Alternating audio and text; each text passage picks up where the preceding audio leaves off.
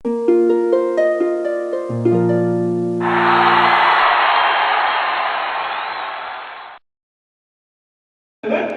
जल पुरुष और मैगसेसे पुरस्कार विजेता माननीय डॉक्टर राजेंद्र सिंह जी, विशिष्ट अतिथिगण, उद्योग और औद्योगिक संगठनों के प्रतिनिधि, कंज्यूमर ऑर्गेनाइजेशन के प्रतिनिधि, बीआईएस मानव क्लब के शिक्षकगण एवं छात्र, मीडिया के सदस्य, बीआईएस के मेरे साथी ऑफिसर्स एवं स्टाफ, महिलाओं और सज्जनों, आज मुझे विश्व मानव दिवस 2024 के उपलक्ष्य में आयोजित इस महत्वपूर्ण स्टेक होल्डर्स कॉन्क्लेव में आप सभी का स्वागत करते हुए अत्यंत ही हर्ष हो रहा है। यह पहली बार है कि हम इस आयोजन को बीआईएस राज्य मुख्यालय जयपुर से बाहर लाकर अलवर में मना रहे हैं। यह इस बात का प्रमाण है कि मानकों का महत्व पूरे भारत में और पूरे राज्य में बढ़ रहा है। आज की ये सभा हमें एक अद्वितीय अवसर प्रदान करती है कि हम न केवल उद्योग में मानकों की महत्वपूर्ण भूमिका का जश्न मनाएं, बल्कि उन विशेषज्ञों के अथक प्रयासों को भी सराहें जो इन मानकों के विकास में योगदान देते हैं। इस वर्ष के विश्व मानव दिवस का विषय सतत विकास लक्ष्य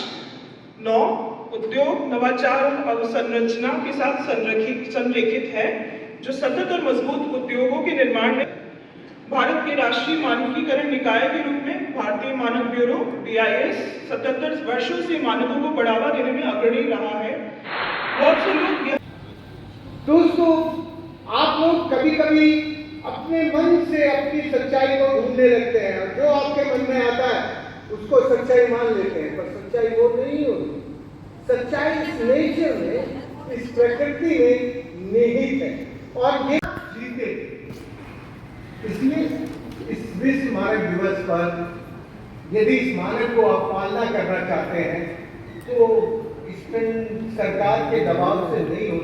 तो भारत जैसे जनसंख्या में सबसे आगे राष्ट्र को टिकना संभव नहीं है। दोस्तों, सतयुग में, कलयुग में, द्वापर में इन मानकों की जरूरत नहीं थी, क्योंकि तब तक भारतीय इंसान अपने भारतीय ज्ञानतंत्र से, अपनी विजडम से इस प्रकृति के साथ रहता और जीता था और प्रकृति के दस्तूरों को, प्रकृति के कानूनों को अपने जीवन में पालन करता था। लेकिन हम यदि देखें तो 15वीं शताब्दी के बाद यूरोप और अमेरिका और अब भारत और चाइना दोनों, किसी जमाने में अमेरिका और यूरोप जिस गति पे था, अब उससे भी ज्यादा गति पर तेज विकास की रफ्तार में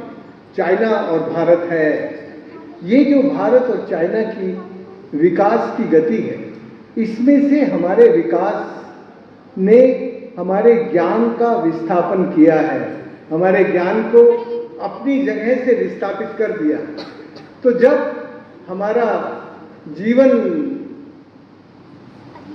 का अनुशासन